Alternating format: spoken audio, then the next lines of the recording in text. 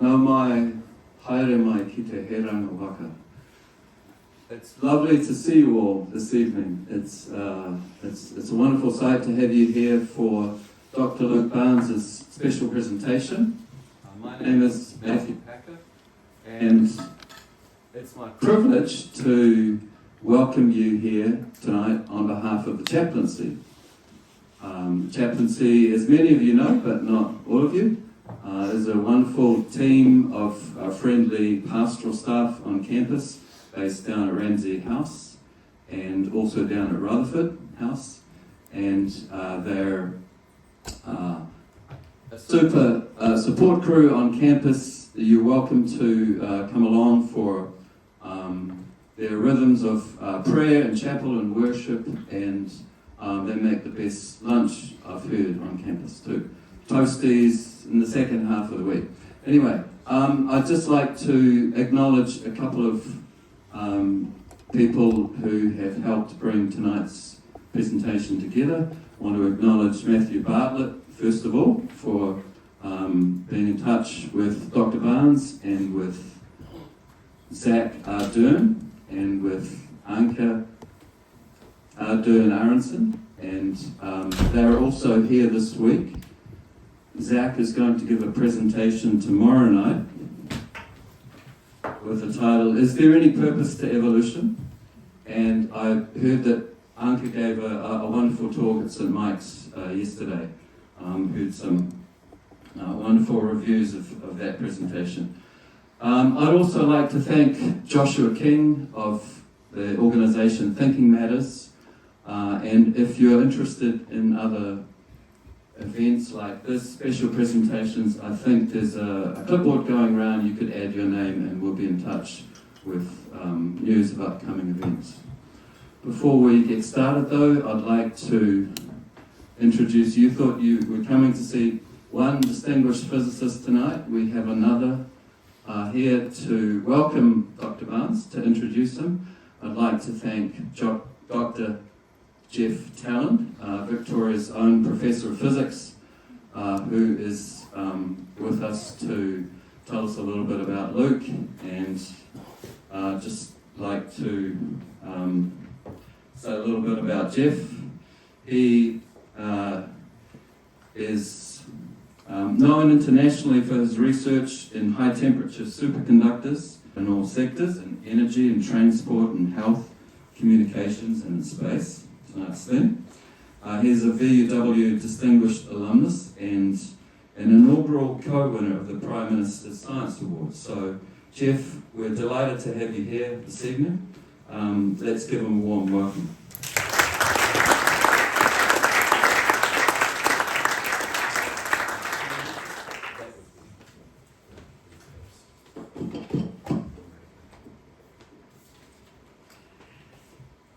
Well, thank you, Matthew.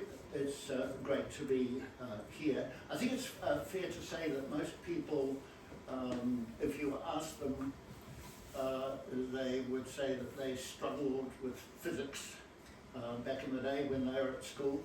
But I think also most people would say that they are captivated by what physics has achieved, and as we look to the future, can yet achieve. And I think especially that's the case in the arena of astronomy and cosmology. We as human beings are without exception, I think, awed by the wonder of the night skies. They somehow take us beyond ourselves and prompt thoughts about what is our place in all of this huge vastness of space. I think we're also captivated by the idea that our origins can be traced by looking out into deep space, and it's an idea which has proved to be remarkably true. Cosmology has achieved a great deal, but it's also a field where outrageous propositions are made and tested. For example, you may be aware that there's a problem in the genesis, or the description of the genesis of our universe, in that most of the matter is ordinary matter as opposed to antimatter. There's only about 1 part in a billion antiparticles present in our universe, as best as can be estimated. Whereas all the antimatter gone, and one proposal is that when this universe appeared out of nothing, a sister anti-universe appeared out of nothing. And for people, should people have appeared in this anti-universe, if they look at ours or contemplate ours, we're the ones in the anti-universe and they're the ones in the real universe. It solves a lot of problems, but it illustrates, I think, that cosmologists are not restricted by the obvious solutions to problems. I'm happy to say that in my field of superconductivity, there's a very strong link with cosmology, and that is the core physics of a superconductor is exactly that of the Higgs boson that gives mass to every particle in the universe. And I'm happy to say that the Higgs boson in superconductivity was discovered many, many decades before the Higgs boson in cosmology. Whether that's fair to point that out, I don't know. But a key discovery, in the last 50 years is that the universe that we've come to understand is finely balanced to an incredible extent. It's hugely improbable. And when we look at the biological world, which will be discussed tomorrow, one finds a similar huge improbability, if it's even possible to talk about huge improbabilities. It's an important discovery that's been made in science, both in cosmology and in molecular biology, that everything is fine-tuned and incredibly improbable. What do we do with that knowledge?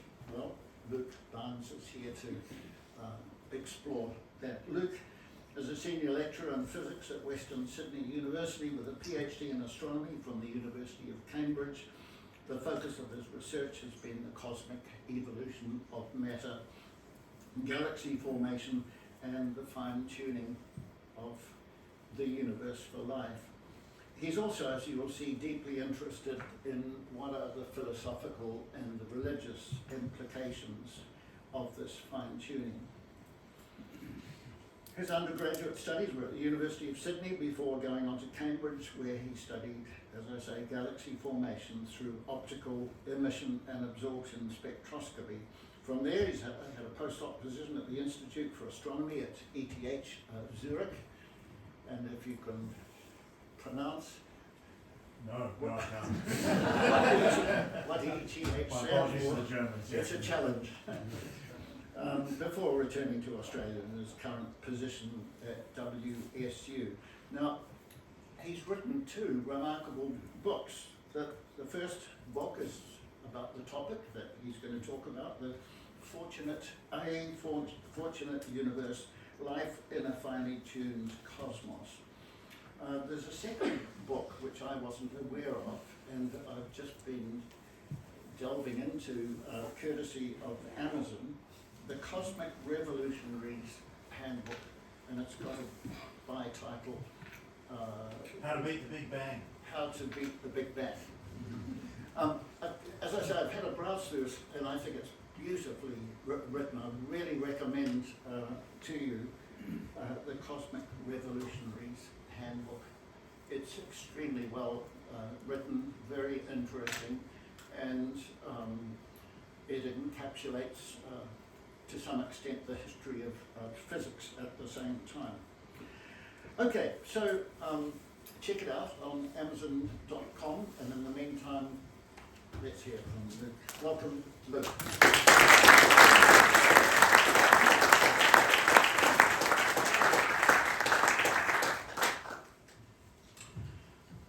All right. Now the next question. That's a really good question. We're going to ask some very big questions tonight. That's one of them.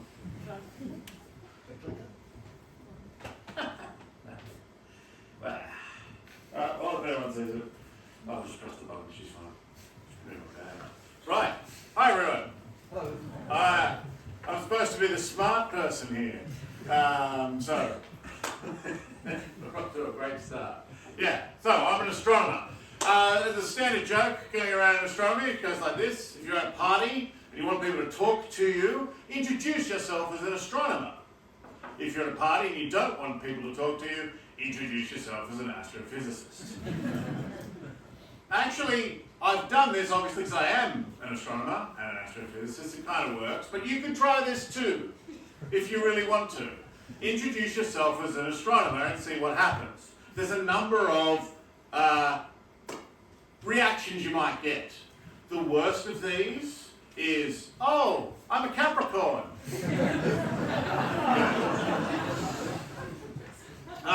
Someone might have a burning question about the universe, in which case, good luck, you're on your own, see if you can just Google it off to the side at some point. My favourite response, however, is from the people who just have to tell you about that time they saw the stars. I was talking to a guy who is a submariner. He worked for the British Navy of submarines, and he was telling stories about how when the submarine was on the top of the, tracking the Russians as you are, of course, submarines on the top of the water, they string a piece of rope between each end of the engine bay, and then as the submarine goes down and the water pushes the side of the submarine in, the rope slackens as they know that they're getting sort of crushed by the outside. Freaks everybody out. But, he said, I said I'm an astronomer, trying to sound cool, and he said, oh, that was what they did on the nights when you weren't allowed to make any noise and you were tracking the Russians, as you do, of course. You just get whatever drink you're allowed to have, get out on the top of the sub up in the Arctic, and look at the stars. So if you get nothing else out tonight, please go and look at the stars. There's something about it that does really captivate us. Why do people study astronomy? Why do we do what we do? Well, part of it is that every time we look closer at the universe, it just gets better and better. This is some of the, this is an inner part of a galaxy from the James Webb Space Telescope. Part of what draws us into science, to draw us closer into the universe, to have a closer and closer look at what's going on there, is precisely the fact that we are amazed by what we see. If you see that as an astrophysicist, you're immediately drawn in both by, firstly by the beauty, but secondly by the possibility of perhaps understanding what's going on there. What's happening? Why is it swirling? What's creating that pattern?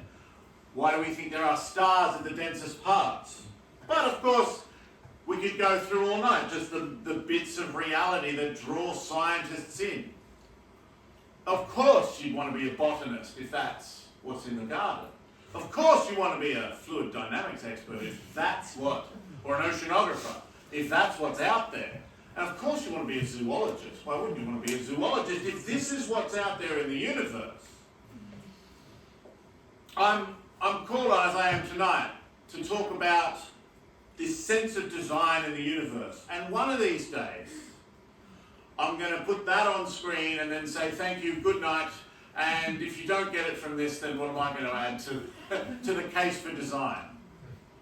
There are things in the universe which are just flabbergastingly, astoundingly, wonderfully well put together, as far as we can tell.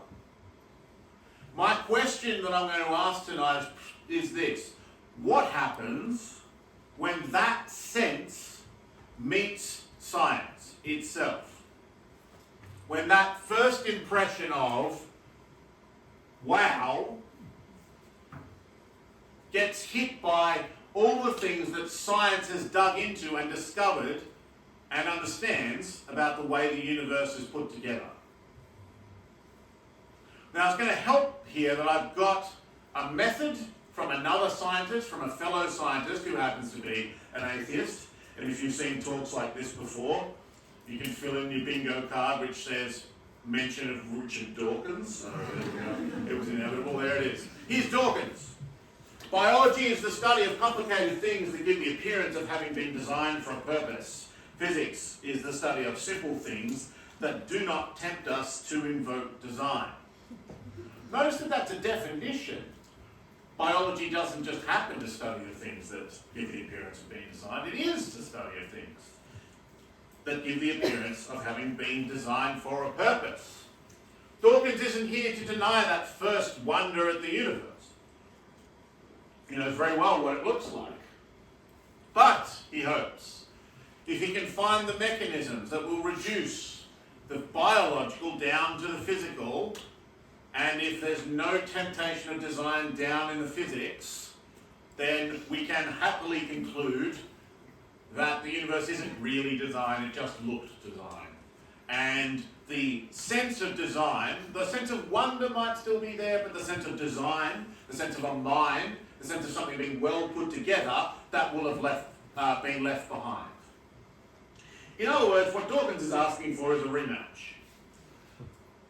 Biology is lost, but biology isn't the deepest science, so we go to physics. And thankfully, in the rematch in physics, he's hoping that there won't be any temptation to design down there. In other words, what he really is hoping is that we won't find anything particularly interesting. So here's the question. Are the fundamental physical processes that shaped our world boring and unexceptional and unremarkable and typical?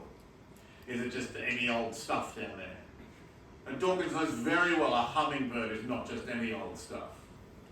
But maybe it's made out of just any old stuff and just any old laws, and just let it go for a while and a hummingbird will happen. How are we going to answer this question? Now, I don't want to start a turf war between biology and physics. Oh, sorry, I missaid that. I do want to start a turf war between biology and physics, but Dawkins actually gives us a method, a very helpful method.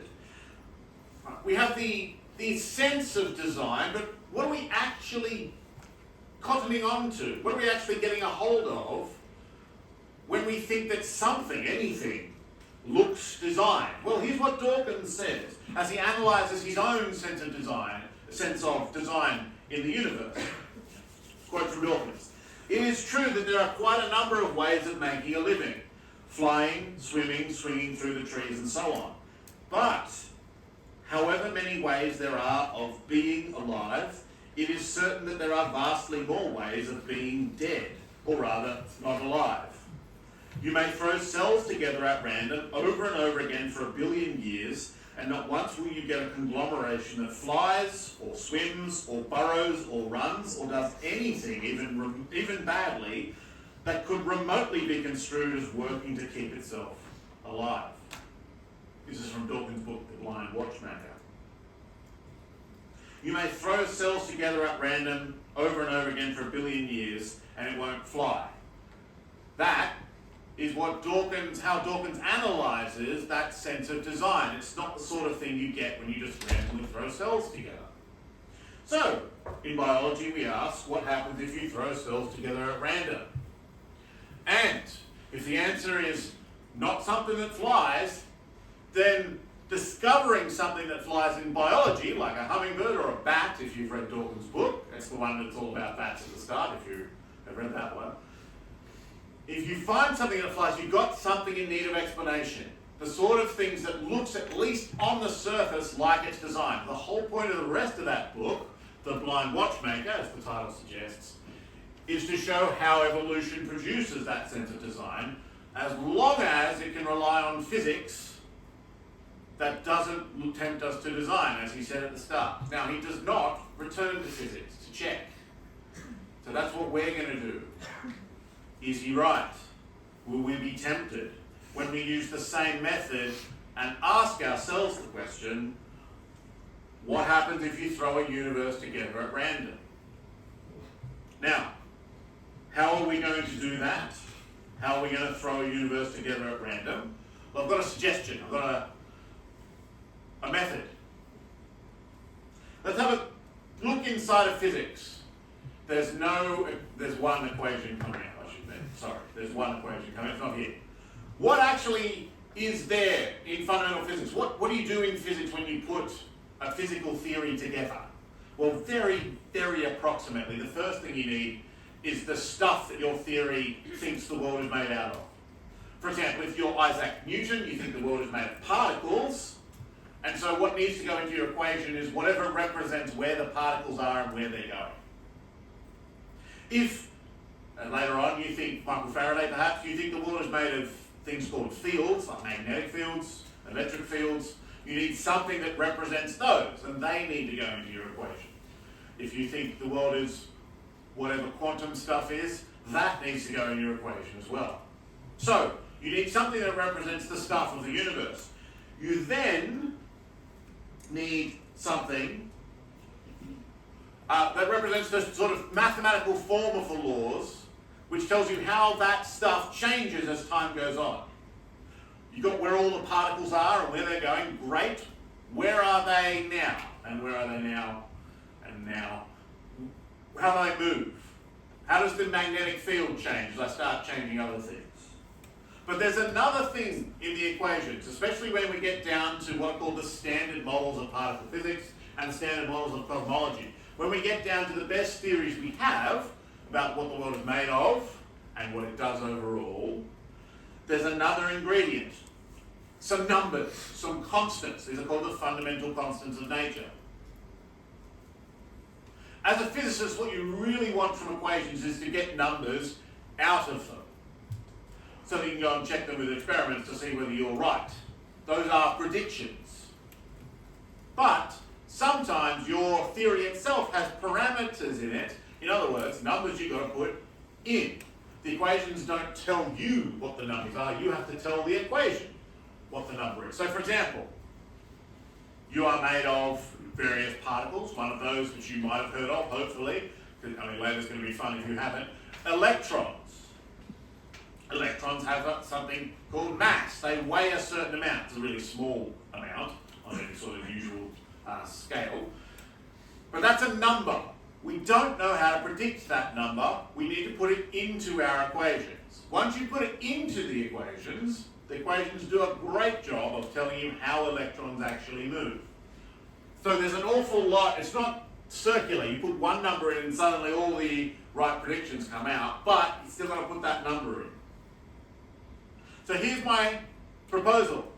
We want to answer Dawkins' questions. Well, really, the question Dawkins should have asked. Is it true that in physics we are not tempted to design? We're going to use his method. What happens if I throw a universe together at random? We are going to do it by varying the constants. Right? We could try and vary the other ones. It's a bit mathematically vague what it means to throw some different stuff or some different laws, different forms of the laws. But constants, they're just numbers. What if I made the electron twice as heavy, half as heavy? What if I made that force a bit stronger or a bit weaker or put some more stuff in the early universe? The reason this matters, and here it would be great to have I'm going to go looking for my thing here. Talk amongst yourself. Tell the person next to you that you're an astronomer. If I put this back in my bag, then, that's really not the best. Why does this matter? I can leave that as a cliffhanger for about 5 minutes, can't I? At this point, he reveals that his children buy him his pencil cases. I did in fact do that. Thank you.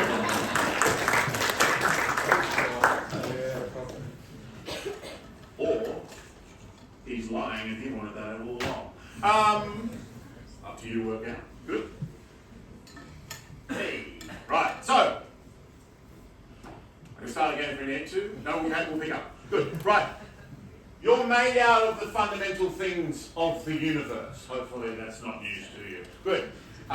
If you break the stuff of you or this or whatever down to the smallest pieces we can find, the universe is a Lego set made of 3 bricks. Those are called the up quark, the down quark, and the electron. That's pretty impressive, actually. 3 bricks and all of this. Not bad. Here's how it does it. Imagine this like a sort of assembly line if you're trying to make some stuff. What comes into this side of the assembly line is 3 types of particle. Up quark, down quark, electron. That gets handed off to the next person who throws the quarks together. 2 ups and a down makes a proton, 2 downs and an up makes a neutron. In case you're trying later on. Right, and then protons and neutrons can be combined together into nuclei of atoms, the thing in the middle there. And then the electrons go around the outside and we've reached the atom station of the assembly line. What they pass those on, there's actually lots of different ways you can do this. So maybe the line splits at this point. Depending on how many protons you put in the middle, is all the elements of the periodic table. So here's all the chemicals. If you put nuclei near each other, sometimes the electron doesn't just stick to its own home nucleus. It goes on a big complicated path around the whole Mickey Mouse shape, and it binds it together. And that is what we know as a chemical bond, so that these will actually stay together and form a coherent whole as a molecule. That, in 3 sentences, is chemistry.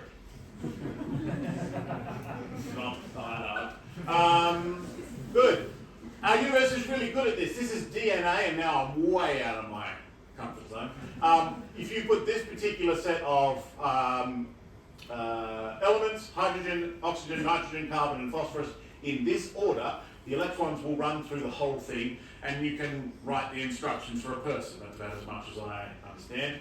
In particular, you can write it's a code for the building blocks of cells, and those are all nicely blurred out because I wouldn't know what they are anyway. So there's the end of our production line, right? All the way up. What happens if we start messing around with some stuff? What if we make the universe random? By which I mean, what if we start changing these numbers, the masses of the fundamental particles? 3 numbers. How heavy is the up quark? How heavy is that down quark? How heavy is the electron? Now you might think this, we're just all made of those. If you start changing the masses of them, you just make everything a little bit heavier or a little bit lighter. So tomorrow you go home, you make some heavier electrons and some heavier up quarks. It's just like the aftermath of Christmas. Everything's just a bit heavier. And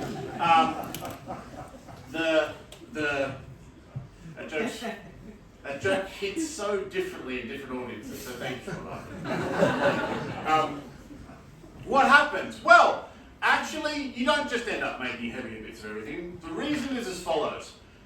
What you're changing, and this is the one equation, is the energy available in these fundamental interactions. E equals mc squared. Change the mass, and you change the energy, and energy is kind of the currency of the universe.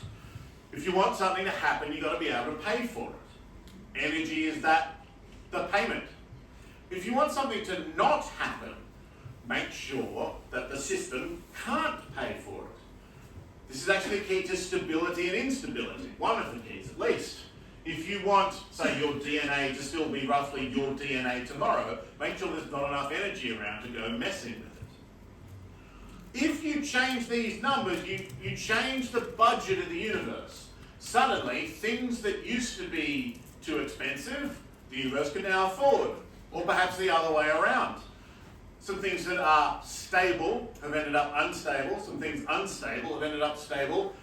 You've got to start again. What's going to happen in that universe? It turns out to be remarkably simple to take this sort of picture here, the simplest, perhaps one of the simplest atoms, proton and neutron. This is deuterium if you're playing along at home. If you change those basic numbers, you end up with a universe in which protons no longer stick to neutrons. That system, in and of itself, has enough money to break apart. And so it will, rather quickly. With some other fairly small changes, you can actually do this. You can make the electron not go around the outside, but orbit and spiral in and turn a proton into a neutron. That's another probably bad option. Here's why this is a problem. Let's go back to the protons don't stick to neutrons anymore. That's kind of bad, right? Remember the production line, okay?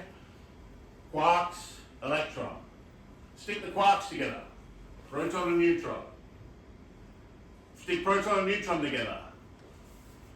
Nope, fell apart. We're back here. That's it. None of the rest will happen because you can't get past that step. In other words, The periodic table in your universe is very different. Here's the periodic table in our universe, organised according to, this is the astronomer's periodic table.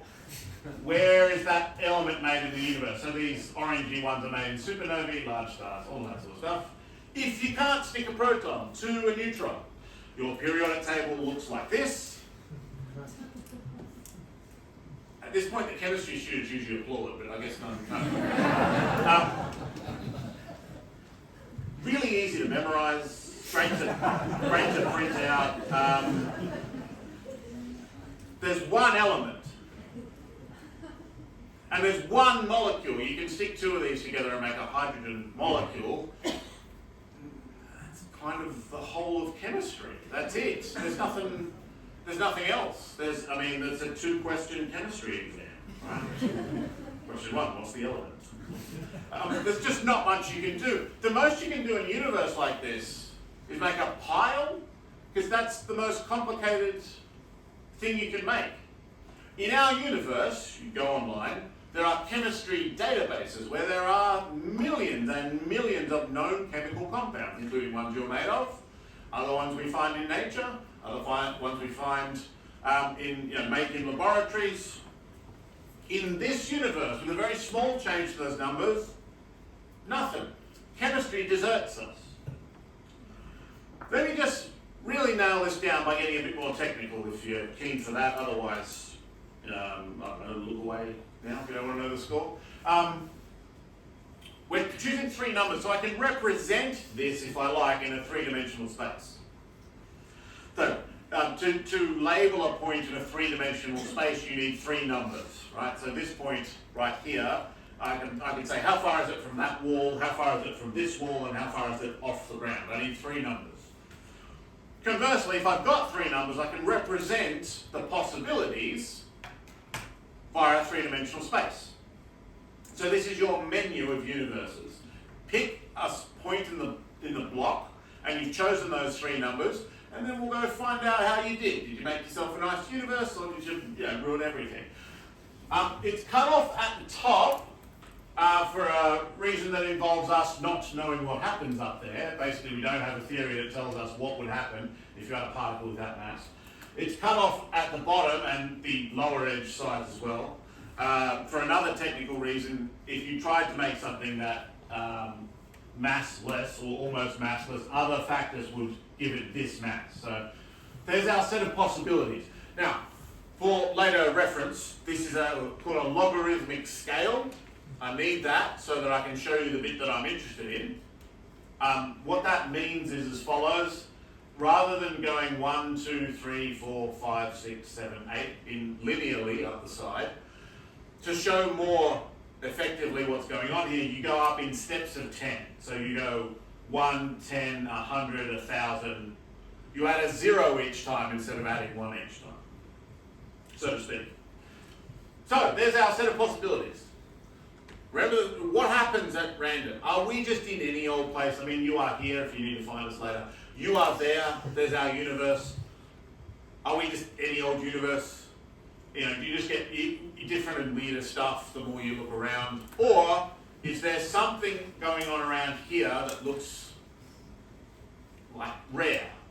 Well, let me help you out by carving off parts of the block that won't help you, that you might want to avoid if you want to make yourself an interesting universe. So, for example, I'll carve off those bits around the back. Here's the reason. We go back to our three fundamental bits in the universe. In those bits that I cut off around the side there, take the quarks, what do you do at the next step of the production line? And the answer is you don't actually make protons or neutrons, you make either something with 3 up quarks or 3 down quarks. Now, all you need to know about those, well, two things. One, they're given much more boring names, delta plus plus and delta minus. And two, they do not stick to each other. So once again, the entire production line stops about here, and you're in one of those, it's only a pile of universes. Actually, if it's the delta plus plus particle, you could put a particle around the outside, an electron around the outside. It would have the chemistry of helium. again, the chemists usually clap at that point. There is no chemistry of helium. Helium doesn't make any molecules or compounds or undergo any chemical reactions. It's even worse than the hydrogen-only universe. In fact, what we can do here, what we do in a bit more detail in the book, is to find the bit of this space where things will, the basic stuff of the universe will stick in any sort of interesting way.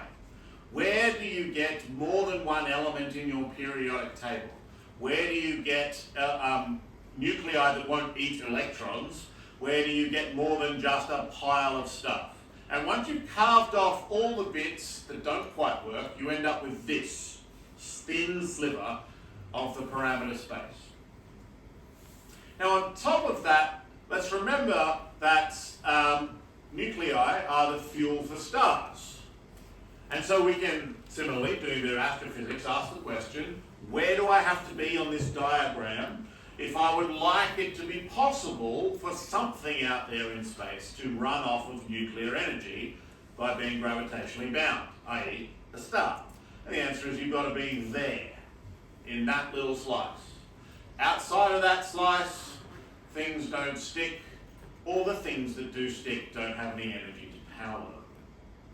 This is the picture, particularly good picture to keep in mind, for what is known as the fine-tuning of the universe for life. Across the set of possibilities that we find within the deepest laws of nature we know about, only a very, very small fraction of those possibilities allow for anything like the complexity that we or any other conceivable form of life relies on. You want an interesting universe, you've got to get it right all the way to the bottom. Just any old matter won't do. Now, just to remind you, I use logarithmic axes. If I use linear axes, if I didn't distort them just to show you the interesting bit, in order for me to show you that bit of the map, this screen would have to be a light year in size. I'll let that sink in. Good. Let's run a few more things and then get back to what all this means. Stars, if you look closely at the sun, you'll burn your eyes out, so don't do that. You've all heard that, haven't we? Good. You won't see that, or you'll see it forever. There's two options. Don't look at that. So, what's actually happening inside, stars are actually remarkably simple. Just astoundingly simple. So there's that old comparison. You say, it's not like brain surgery or it's not like rocket science. Actually, rocket science isn't actually that hard. Astrophysics, the secret is actually the stuff we study is sometimes phenomenally simple. If you go and study brain science here, I guarantee you that at the end of the first lecture, the lecturer has not been able to just write some equations on the screen and get most of the properties of a star out of a sort of back of the envelope model. We can do that with stars. It's kind of astounding. If you can do a bit of maths, and not that much maths, and you know the right physics, what size is the kind of thing that can hold itself up against gravity with nuclear reactions, and you get yourself a star? There's a range that they can have in terms of the sizes, and we can get that out of the physics quite nicely as well. The key is that those nuclear reactions hold the star up against gravity by providing a source of heat.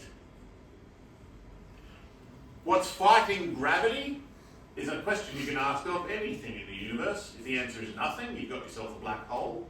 If the answer is sort of rotation, you might have yourself a disk galaxy or a solar system. There's a bunch of ways of not being eaten by gravity. This is how the star does it, with just ordinary gas pressure. If you try and squash a balloon, it fights back against you. If you make that balloon big enough and hot enough, it'll fire up nuclear reactions, and you've got yourself a star. I mean, please take a video of that if you try, but that's roughly the idea. Again, we can go messing around. We can go changing the numbers. We can ask, what if the force of gravity had been stronger? Well, here's the problem. Initially, things are kind of all right. All you do is you squish your stars a bit more, their insides are a bit hotter, and you just end up with slightly smaller, denser, hotter stars. That's all right. Until there's a tipping point again. With a reasonably small change, you can make stars that overreact. One of the keys to our stars in our universe being stable is if they collapse a little bit, get a bit smaller, the pressure will fight back and return the star to where it was. If they expand a little bit, gravity will bring it back to where it was, and so the sun is roughly the same today as it was yesterday, which is good. What it won't do is massively overreact and sort of blow itself to bits. Some very large stars in our universe start showing a tendency of doing this. They pulse. They throw off a lot of their matter. Only the big stars in our universe do this, but if we change the laws of nature, the constants of nature, in a very small and seemingly insignificant way, you can make stars such that anything big enough to burn is big enough to blow itself apart. Here's how this research gets done, if you just want to sort of peek behind the scenes for a second. One of the things that stars also do is to create the elements that we're made out of. As we saw in that periodic table, hydrogen and helium are made in the Big Bang. Everything else is basically made in stars or in other things elsewhere in the universe. So we can ask ourselves, how does the stuff we're made out of get made? And there's a particularly interesting process that makes carbon. Now, we are carbon-based life forms. Hopefully you're aware of that. Carbon by a mile is the most versatile element on the periodic table. I mean, we've got them all, we can check that. It can form long chains, it can do all sorts of astounding things. If you take, for example, hydrogen and the rest of the first row of the periodic table, and you ask, okay, I'm going to give you hydrogen, and then whatever that other element is, like here's some boron. Hydrogen and boron, what can you make? And the answer is a couple of things, a couple of different compounds. I'll give you hydrogen and nitrogen. You get more, like up to 70, I think, sort of compounds. If I give you just hydrogen and carbon, you can make tens of thousands of different compounds. You can make them in chains. You can make them really long. You can put chains on chains, all sorts of amazing things. How does our universe actually make it? Well, it requires this process. Helium comes together, wax. They come together at high speed, makes beryllium. Another one comes in and makes carbon. This is as simple as just like a toddler smashing stuff together. Except that we call it nuclear astrophysics, and it sounds a lot harder. The key to this is beryllium, the middle bit, is actually unstable. And so what happens is that because there's a special sort of hyperstable property of carbon, if you want to put it that way, this process will actually work, even though the middle step here is unstable. Our universe makes it, this is called the triple alpha process, because that is also known as an alpha particle, and there's three of them coming together. So here's what happens. 1989, there's a paper in Nature by these particular astrophysicists looking at how much the production of carbon in stars would change if we change that special property of carbon. But that's not a fundamental property of the universe, it's a sort of derived higher property. So then, later on, a bunch of other physicists saying, can I relate that property of carbon down to the fundamental pieces of the universe? And then all the fun starts, depending on your definition of fun. Modern theory of nuclear forces, lattice effective field theory calculations, ab initio calculation of the Hoyle state, which is what that special state is called, structure and rotation of the Hoyle state, varying the light quark mass, impact on the nuclear force, Big Bang nuclear synthesis, and finally, the viability of carbon-based life as a function of the light quark mass. You do all the hard work of understanding your physics, and you can see, if you don't, Physical Review Letters is very prestigious, by the way, all the way down to, what about life? Depending on those numbers that we're varying. The light quark mass is precisely those numbers that we were looking at. And if you want to answer these questions, you don't just throw a couple of equations on the back of an envelope, you get a supercomputer to have a crack at it. This is a slide from a talk by Meissner, who did, his group did some of this research. That's a big number. A flop is Computer scientists having some fun, obviously. Floating point operations per second. Anyway, when you've done all that and had some fun, here is what I love. It's entertainingly called the end of the world plot, which is highly entertaining. It's his work. And anyway, these numbers, the light quark mass is tuned at 2 to 3%. If you want to get that process of making the stuff we're all made out of right, if you want it to work at all in stars, you've got a 2 to 3% window on the light quark masses. That's compared to our value. Compared to the total range they could be, it's even smaller. Now, what happens after that is a guy in Michigan called Fred Hoyle goes, hang on, I think I know another way of doing this. There might be another way of making carbon, and he does his calculations. This is an ongoing discussion in the literature. The actual limit is probably a bit less than this, which is why I didn't put it on that other slide. There might be other ways of making carbon. These are the sort of crossing every T and dotting every I that we've got to look into. But overall, this fine-tuning of the universe turns out to require, to tell us that actually life requires some rather particular conditions. Let's look quickly to the entire universe. This, when I hit play, is a simulation. The formation of galaxies in our universe, starting from the Big Bang, working from there, is a very complicated process. There's a lot of the overall sort of, on average, properties that we can get, again, with simple models, pencil and paper, but one way of trying to dig into the details is to get a supercomputer to solve the problem for you. I'm going to show you a simulation. If we attempted to do that simulation on this computer, it would take 500 years. So you get a supercomputer to do it in a month and a half. Within an expanding universe, you start with the initial conditions, not really initial, but after the Big Bang, where the universe is a little bit lumpy, and then you see what effect that has as the universe expands, and the lumpiness grows. So, for example, this part of the universe is more dense than average, so there's more matter there, so it can pull things in. And what you have there is the start of not just a galaxy, but a galaxy cluster. That's the kind of scales that we're seeing here. By the way, this is stars blowing up and putting stuff back out into the universe in supernova. Turns out to be a rather important process. As time goes on, this projector's doing a wonderful job. As time goes on, you end up with this sort of web-like structure, called a cosmic web, where the dense bits of the universe have gotten denser, and the empty bits of the universe are called cosmic voids. But there are these leftover bits that haven't, so this section here hasn't quite decided whether it wants to fall into that one or into that one. So those are called filaments. What you then do with this is go and look at the actual universe to see whether it looks like the actual universe. And the answer is always, yeah. In various ways it gets things right, various ways it gets things wrong. You try and make a better, have a better understanding of the physics, and then you try again. What we see here is the sort of structure as it builds up in our universe. We start off with a very boring, everything's almost the same everywhere just after the Big Bang, and then when structure starts to form, we get all the interesting stuff of galaxies and stars and planets and all the things we're made out of. The universe doesn't stay as a sort of boring hydrogen helium soup.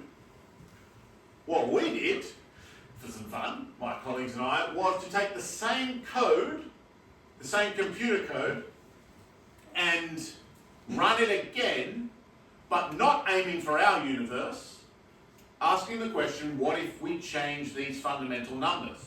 There's a crucial number behind the scenes here, which we discovered was relevant in our universe in about 1998. It represents the rate of acceleration of the expansion of the universe. We've known since the 1920s that the universe is expanding. In other words, if you look at a galaxy out there, on average, it's moving away from us. And one twice as far away is moving twice as fast. And 3 times away, 3 times as fast.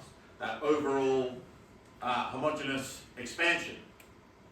1998 we discovered that galaxy over there is not only moving away from us, it's moving faster today than it was yesterday.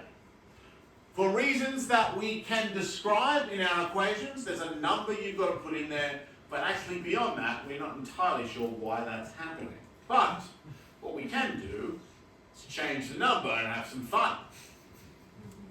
When I hit play on this, you're going to see 3 of our simulations.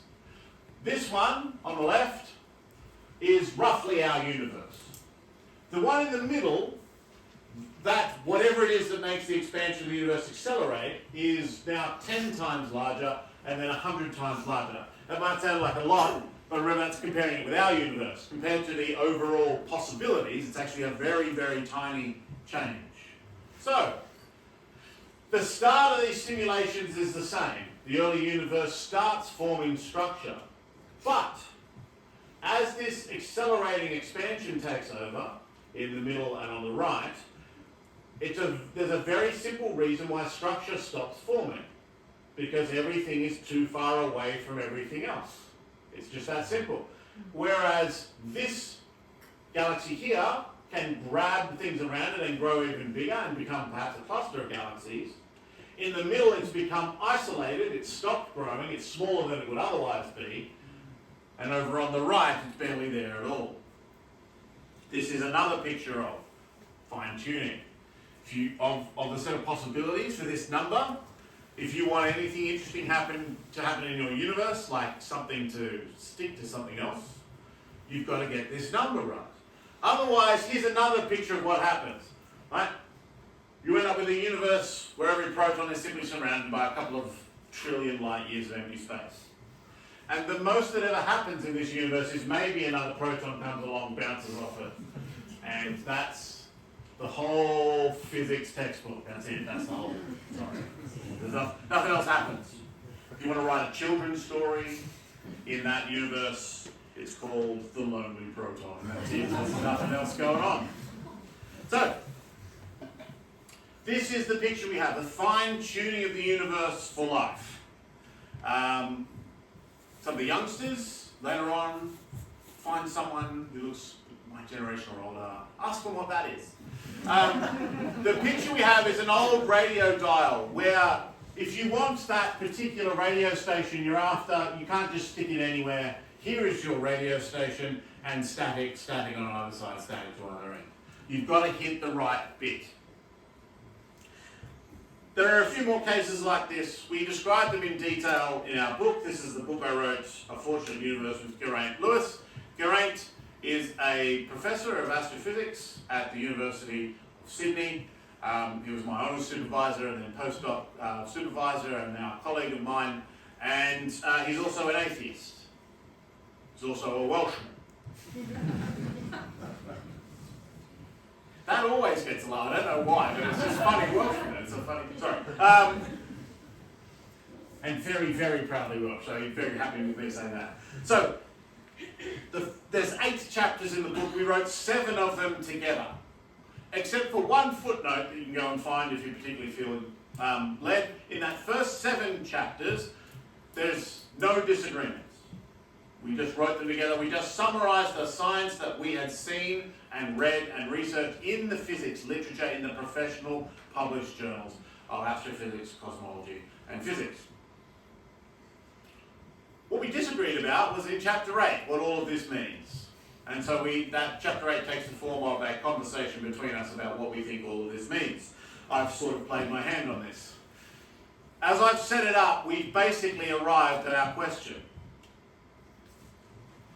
We think there's something to be explained about a hummingbird flying because if you just threw its pieces together at random, the bits wouldn't fly. If you just throw the bits of a universe together at random, it doesn't fly. Our universe, see all of this? This is remarkable. Something astounding is going on with the stuff you're made out of. These aren't any old electrons. These aren't any old up quarks and down quarks. This isn't just any old cosmological constant. Any old stars, any old gravity. These are part of the very small subset that will do anything interesting at all, including letting hummingbirds fly and us to ask questions. Now, there's a couple of ways that people have tried to explain this. So let me present what Geraint suggests. He's an atheist. He was then. He still is now. We are each asked, why haven't you convinced him? I'm working on it. And he's working on me. What about the multiverse? What if we won the cosmic lottery? Sometimes when something really unlikely happens, it's because there were lots of attempts at it. So there's a video you can find online of an illusionist called Geraint where he totally legitimately, with a camera above him, gets a coin and flips heads 10 times in a row. No tricks, no camera tricks, nothing in magic. And then he reveals how he did it. And the answer is a really long afternoon. Let's start again. Right? And they show like a fast forward of just him there for hours. That's one way you can do something really unlikely. There's two pieces of this explanation. We need other bits of the universe with other fundamental properties. Right? Go far enough that way and you'll find heavier electrons or lighter electrons over there or more cosmological constant that way or whatever it is. You've got to vary these things. You've got to buy different tickets. Right? Also, you need lots of them so that it's probable that they turn up, the right answer turns up somewhere. The other thing you need is a selection effect. For Geraint experiment, he wasn't just going to show any old set of 10 flips. It's the 10 that all turn up heads. That's the interesting one. That's why we saw that in his program. The rest of them, the film stays on the cutting room floor. The selection effect actually for the universe is actually quite simple. There's no one out there wondering why their universe doesn't support life. There's no one there. This is called the anthropic principle. So what do we do with this particular possibility? Well, I think scientifically, we do our best to work out whether it's right or not. Part of the reason we did those simulations was to try and test some of these models. There's some ways you can do that. They take the form of consistency tests. You can't really get direct evidence in the way that I could find out what the electrons in this table, what their properties are. But there's things that you can do. But in terms of that question we asked at the start, it's a question which is already kind of deeper than science. Will physics tempt us to design? We're not really asking whether science is doing okay or not. It's doing fine. The question is, what's it telling us? Is it pointing beyond itself to the universe? Beyond the universe? In that sense, what we really want to know, if we took the multiverse seriously, is the answer to the third question. What happens if you throw a multiverse together at random? Because the whole point of this was, let's go as deep as we can and see whether there's anything that looks designed, and you find out whether something looks designed at least when you throw it together at random. And here now comes the problem. We have no idea what the answer to that question is. Not the slightest clue. We've got some toy models about how multiverse might work. What we don't have is what we have for physics, which is the standard models and the numbers that we've measured, like the mass of the electron, which we've seen a bazillion times in experiments. We just don't know how to answer that question. And so what's really happening here is kind of the equivalent of taking your bat and ball and going home and refusing to play. Dawkins said when we looked at physics, we wouldn't be tempted to design. Oops. What if there was science we didn't even know about? Okay, look, I'll do my best. I've literally written papers on it, but let's just take stock of what you just did there. I said that the deepest we go in physics, it looks like the universe is designed, and you said maybe when we go even deeper, it won't look designed.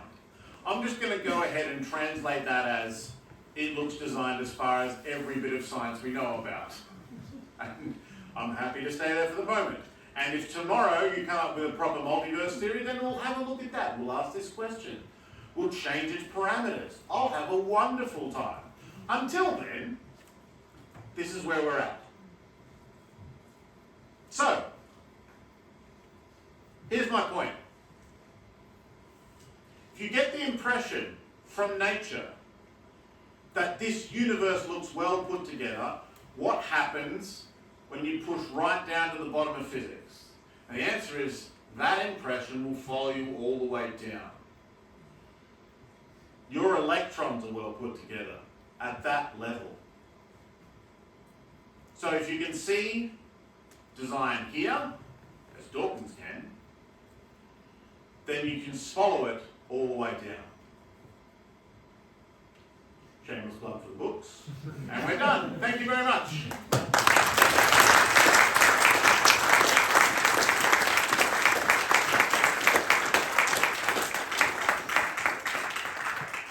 Thank you, Luke. Well, it's your chance to ask questions, but before you do, I've got a question. Sure. The hummingbird is sucking out of a glass capillary. I didn't do this experiment. I borrowed this from National Geographic, as you can tell. I think that's how they held it still, to take the slow motion. Yeah, let's all watch this for a while. So good. I think this is part of a plant. No, it's not part. I think it's a very controlled lab circumstances. They just wanted to. I mean, they don't hold still for a while. Part of a long video for the whole thing. Questions? Yeah.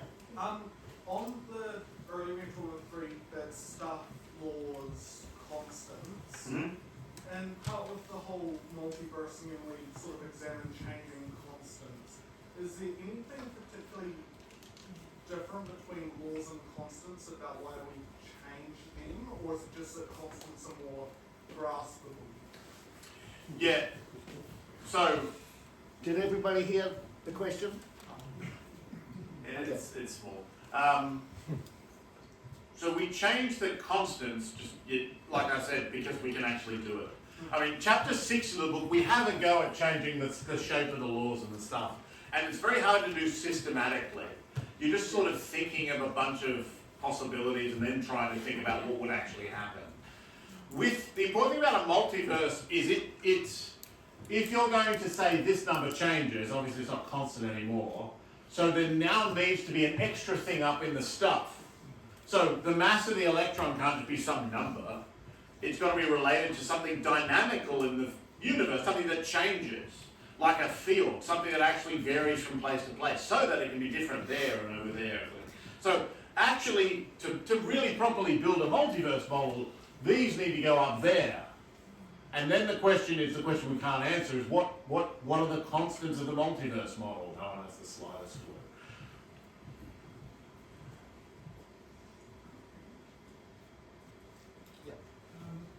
So, how does this relate to, say, life in terms of, that everything's so finely balanced, and we age and we die? Is that something to do with energy levels changing or something? That is a question for a biologist, Ms. So, great opportunity to say, please come tonight if you have tomorrow if you have biology questions, because you can live. I've heard this one last week. It's very good. That's excellent. All I'm really worried about as a physicist, I mean, I've talked about life because that's the most clear sort of connection, why we're interested in all of this stuff. But actually, from our point of view, it's really about just any interesting level of complexity. What happens, what life is able to do after then is a very, very interesting question for someone who knows more about life than me. So a lot of the fine-tuning, it's built on, let's just make some very conservative, estimates. What I'd love to do, right? I mean, I have no idea how, but what I'd love to do is know, for example, like that was, will anything stick to anything else, and can I make stars? If we really properly understood life, in the sense of I had like physics equations and all that sort of stuff, I could map out in more detail, okay, where will life spontaneously form from non-life? And where will, bacterial flagellum work? And, where can where is it the case that, say, light sensors in small biological systems are feasible to create? And if we can map that out, more interesting stuff might happen. It'll be more particular to us, but at the moment, it's just too complicated. Oh, I'll let Jeff do it. You talked about physics and biology. Have you thought about where consciousness comes into any of this? Later is the answer. Again, it's sort of similar to the previous one. Yeah, so there are people who say, Thomas Nagel, for example, not any sort of theist, but says, look, I know what it is. I know what matter is, what it's supposed to be in physics, and then the idea of that matter having a first-person experience, like we're all having now, having a sort of irreducible, personal experience. It's the sort of thing I can't even imagine matter doing, and I've got reasons to think you couldn't do that. I have no idea and no particular opinion on that. It sounds interesting to go through, but I don't need, again, where would consciousness turn up here? Wouldn't I love to know? But I'm having enough trouble working out where the periodic table is, let alone the rest of it. So, yeah, again, great question, but I just don't know. Is it actually co-shared? You got the stuff, the laws, and constants. Is it actually a reasonable thing to be able to change those constants, or are they all related at a deeper level? He was changing one, that changed the nature of the other two. Yeah. So, how do we know that there won't be some new equations that come along tomorrow in which what we thought were constants were actually something fixed? And I guess the best answer to that is I'll just take stock of what we have at the moment, and if things change tomorrow, then they'll change tomorrow. But let's just, what have we got? What happens if I approach it in this way? Of what happens if you throw a universe together at random? There is one point to make though. Suppose that there's some future law where I actually don't need three at all. But Einstein said this explicitly, I have a dream that maybe one day you could write down a set of equations so perfectly mathematically formed that they don't need any numbers going into them. And that would be amazing, and book your ticket to Stockholm to go and win the next 50 Nobel Prizes. But actually, if we're trying to answer this question, what if you throw a universe together at random, it just makes our job a bit harder. Right, so these were the easy ones to go and vary, just to try and answer this question. If they weren't there, I could still think of what if there were different forms of the laws, or what if there were different mathematical principles, what if there were different types of mathematical objects that represent the stuff of the universe, right? Particles, fields, quantum something or others, right? I'd have to try and vary things on that level, and that's an interesting thing to think about. It's harder to do. But we'd still face a question of, is this just any old mathematical structure rather than these just any old numbers? It's easy to answer the question, are they just any old numbers? But yeah, if tomorrow a deeper equation comes along, we can just run this again. And I think it's just a fact about the argument that I'm just taking the best physics we have today. And one has to bear in mind that writing down an equation doesn't create a universe. Yes. So for years I worked in the interaction of matter in higher dimensions, and I could write down very precise, exact equations, but never would that create a six-dimensional universe or a seven-dimensional universe.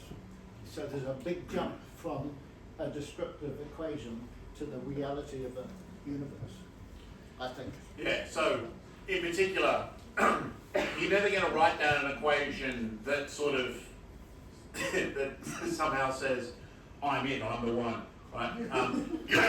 I have to be the universe, right? This is why theoretical physics is hard, We have the whole of maths to try and sort through to try and find the thing that actually describes our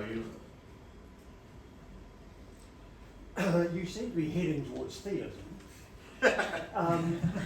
Because you contrast atheism with your position. But theism suffers from the problem of explaining God. So in fact, we won't have explained anything.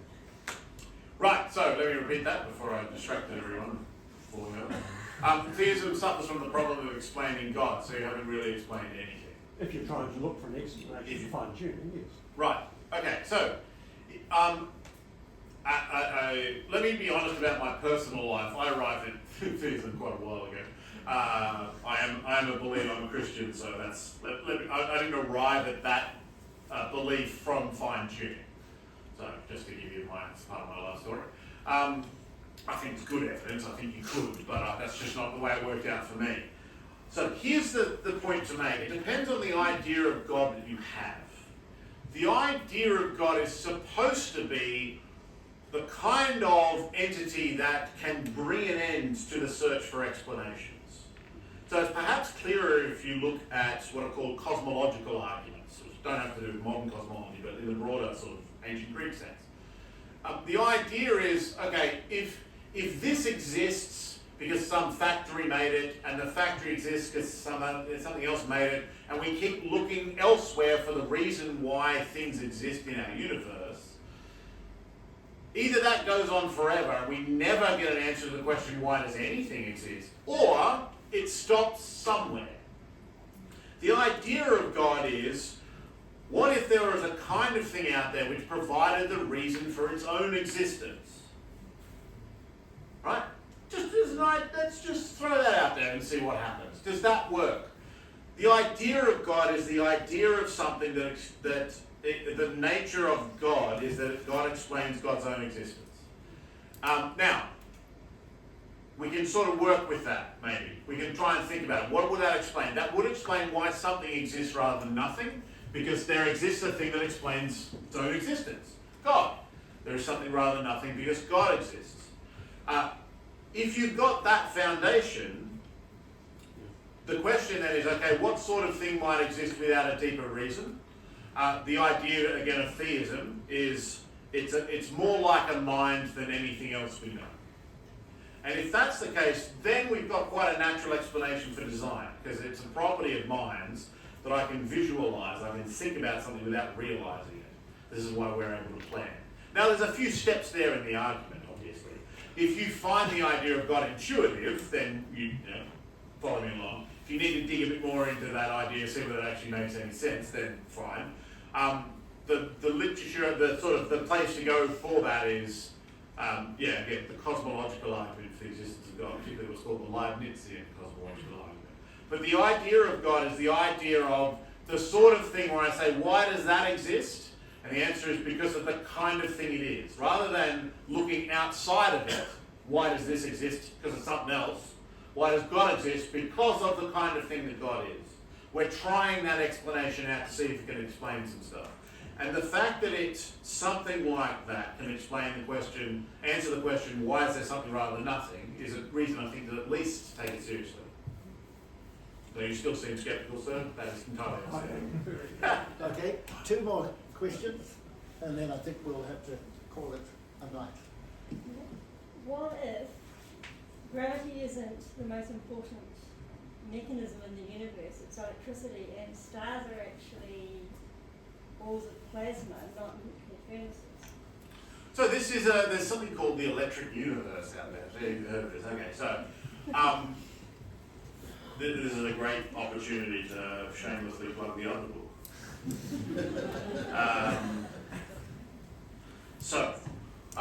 If you're a student here, here's something you need to understand. Whatever career path you take in the future, someone will tell you how to do your job who doesn't do your job. We get emails all the time from people telling us how to do cosmology, so I read this with Geraint as well. Got one last week, this Big Bang Theory is all garbage. Let me tell you how the universe works. What we wanted to do was just to say, all right, look, here's what you've got to do if you want to overthrow the Big Bang Theory. Let us teach you to overthrow a theory. Here's how you do it properly. The most important two things are, one, don't just pick your favourite bit of evidence, explain that and think you're done. There's a wide variety of evidence. You can't just ignore the other stuff. The other thing is if you write in an email to me, I know how the universe works, I just need to work out the maths, delete, gone. Right? Because if you don't know the maths, you don't know whether your theory predicts anything correctly. So, all of that to say, there's a standard set of models here that we're assuming, which are the ones that are used by most astrophysicists because they do the best job of explaining the data in the opinion of most of the people involved. There are other models out there. We actually talk about the electric universe as a cosmology, not as a theory of stars in that particular book. All I'm claiming is that if we use the best models as most people who work in this field think they are, and use that as a sort of leaping off point to think about what might have been, we end up with the sort of fine tuning that I've talked about. If our models are wrong, we start again tomorrow. I mean, we still explored a bunch of ways the universe might be. It's just a bit further away from the way the universe is than we thought. But I see no reason, A, to think that gravity is not relevant to stars, for a start, or to think that there wouldn't be something like fine-tuning within an electric universe as well. But I will do it, so interesting. Well, I'm sorry, I didn't see your hand before. Oh, sorry. I just have a physicsy question. Thank goodness. So I was just wondering about the simulation. Sure. Let's run it again. Yeah, it's just really pretty. Because it took me ages. I was just wondering, how did you structure your simulation? Like, what were your boundary conditions? What were your governing equations? Yeah. I mean, consciousness. This I know. It's a technique called smooth particle hydrodynamics. We're trying to solve the way things flow, and you represent it with tracer particles. So underneath the scenes here, there's a set of particles, but really just points that represent a certain amount of the gas. You put those in a box, you give it periodic boundary conditions in terms of space, and the initial conditions we get basically straight from the cosmic microwave background. We know what the universe was like a short time after it began. And at that early time, they're all the same, so I can give the same initial conditions. So it's not because I've changed anything in the early universe in terms of the way structure forms. Then smooth particle hydrodynamics tells you how it flows.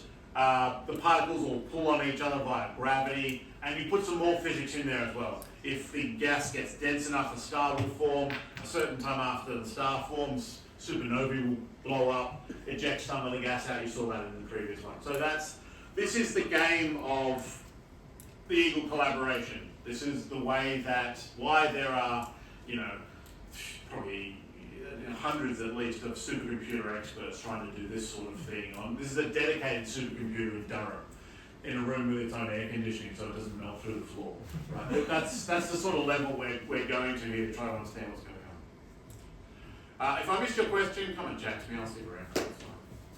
Okay, let's thank Luke.